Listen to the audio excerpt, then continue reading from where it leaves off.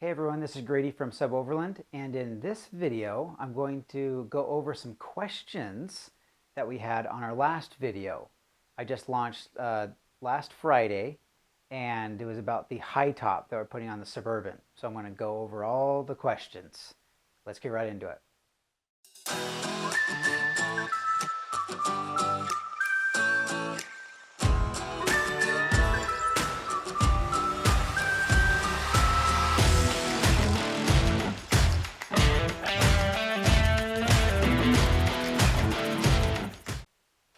So I'm just going to dive right into the questions here. First, a couple that I remember, we were talking about the high top. That was a really, a pop top. So at the first video, I explained what a high top was and then a pop top. The pop top pops up, has canvas, it's a mechanism. The high top is made out of fiberglass usually, and it's just, on the vehicle. And a lot of people commented and they said something along the lines of, hey, why don't you do a pop top? Or I'd be interested, but I want a pop top, not a high top. And those are valid questions. I've also always thought it would be amazing to have a pop top on a Suburban. Pop tops are cool for a couple of reasons. I think I mentioned this in the last video, but they have, you keep the same profile, but when you need it, you can pop it up and you can actually stand up in it. So it keeps the same profile and you can stand up in it. Those are like the two main things I would say a pop top. Downside the pop top, there's a lot of cons. So there's a lot more mechanisms involved. Obviously there's, with the high top, it's just on the van or, on the Suburban.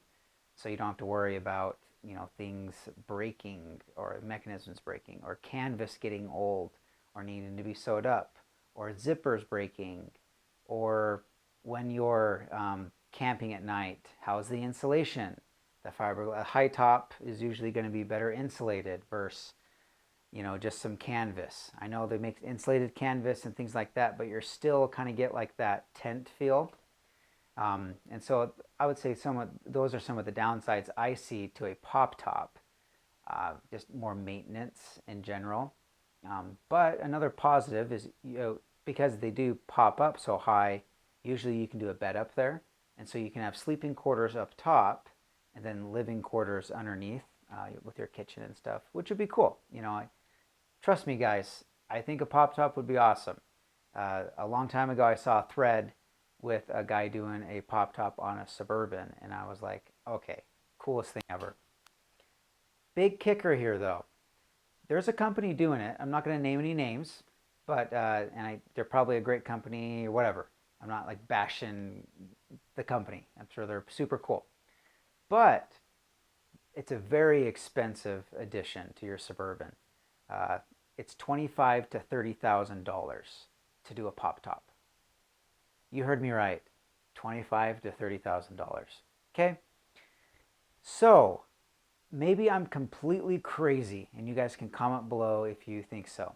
But after hearing that, some of you guys and gals that commented on I want a pop top, what do you think now? Do you still think it's worth it for 25 to 30 grand? I'm honestly asking. I'm not trying to be facetious here. That is, I personally wouldn't pay 25 to 30 grand to do it on a Suburban. A Land Cruiser and things like that, that's, it's like a classic vehicle that is all in all worth more money than a Suburban. I could see some people shelling out like 20 grand. Even 30 grand is crazy. So anyway, that's my answer to address the question of why we're not doing a pop top. Mainly expense. So it's just, I don't think anyone would buy it. Again, comment below if you think differently. Next question that I saw a lot was about the insulation of the pop top, or of the high top. Sorry, I'm mixing up here. So people were asking, is it going to be insulated? And the answer is yes, it can be. So you'll have your base option of just the fiberglass top. And so it'll be a top and that starts, at that $6,000 range.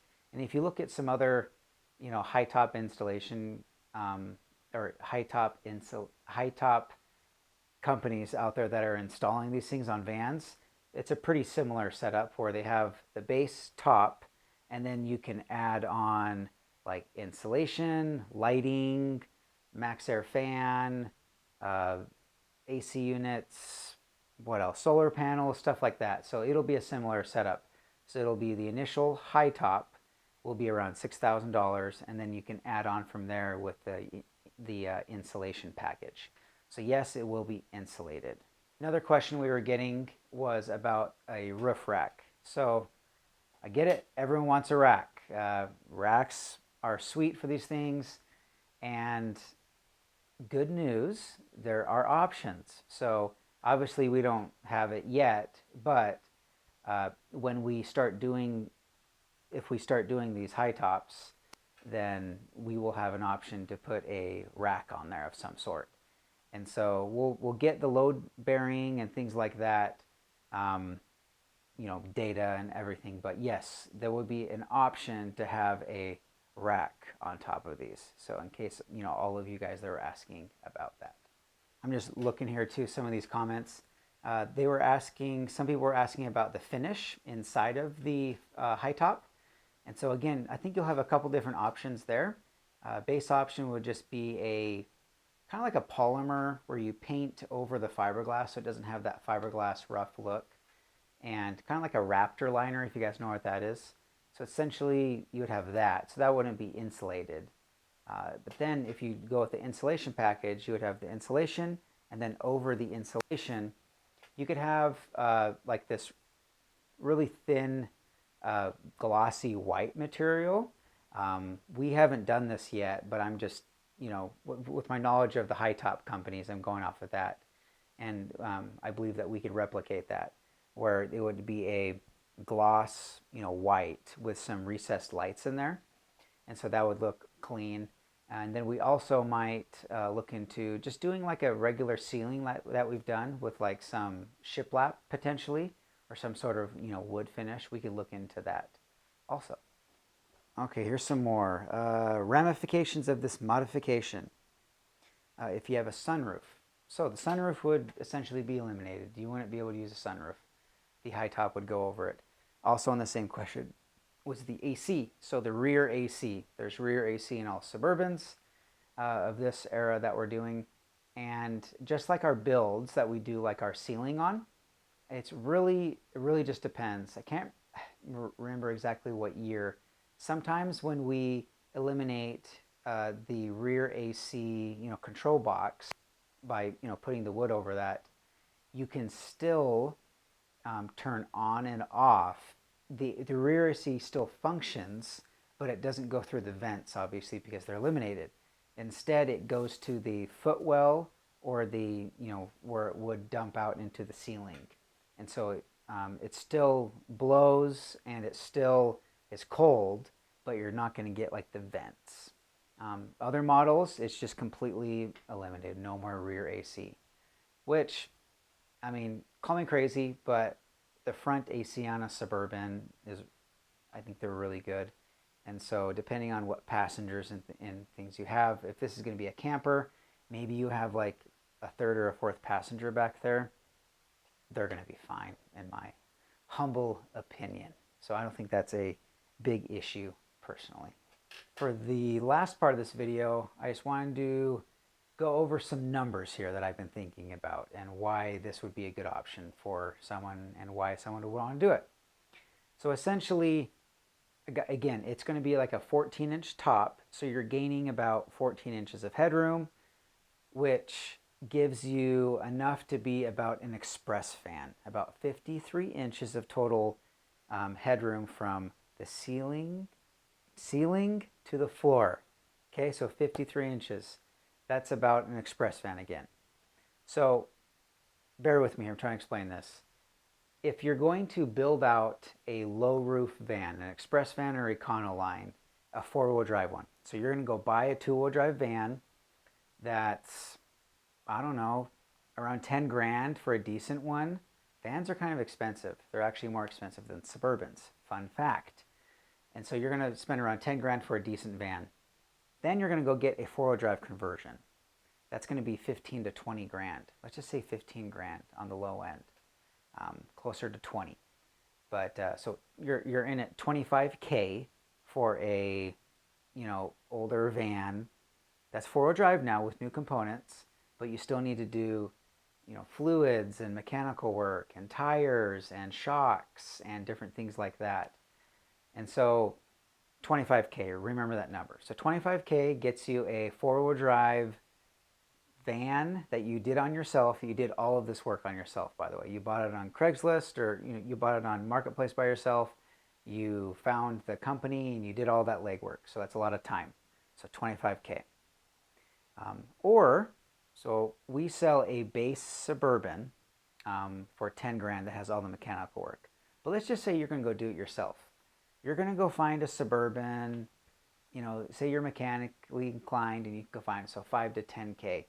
Let's just say it's 10K for a really, really, really nice Suburban. I wouldn't suggest purchasing just a regular stock Suburban for 10K most of the time though. But 10K.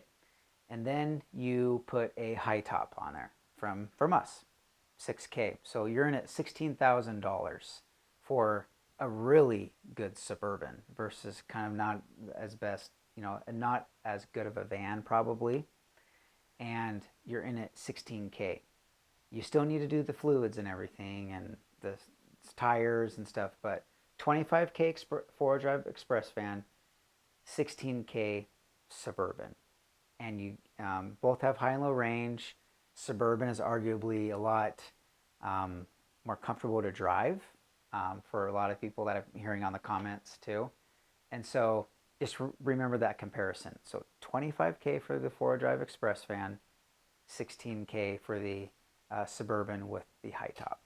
The next little math equation that I wanted to go over is, so say you wanted to go through us. Again, you don't have to, of course, this isn't like a sales pitch or anything, but if you did, our base Suburban starts at 10 grand. That comes with the fluids, lift, suspension, tires, interior is cleaned up, exterior is fixed. It's a refurbished Suburban for around 10K.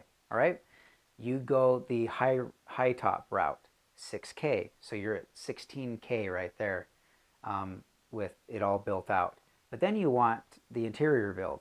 The Summit package that we have is around $9,000. And so you're at $26,000 with a high roof Suburban, essentially an express van, high and low range. The suspension's been done, tires have been done, interior's been done. You have the fridge, solar panel, max air fan, EcoFlow. You can add on the alternator charger. You have a bed. You have cubby system for storage.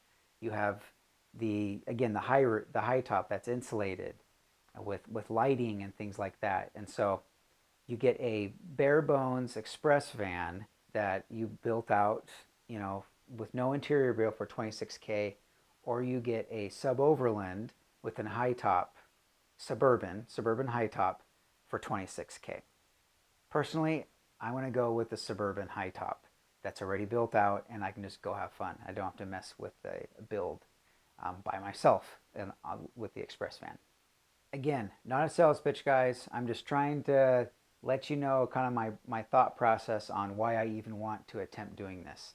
I think it's going to be a great value for people. You're going to get into a Suburban with some more headroom, which everyone wants, and it's going to be on the cheap end. And that is how we like to do things. Make it strong, make it simple, make it work. That's what SUBOVERLAND does, and this high top is the epitome of that. Thanks for watching. If you guys have any comments or want to have more questions, please leave them below.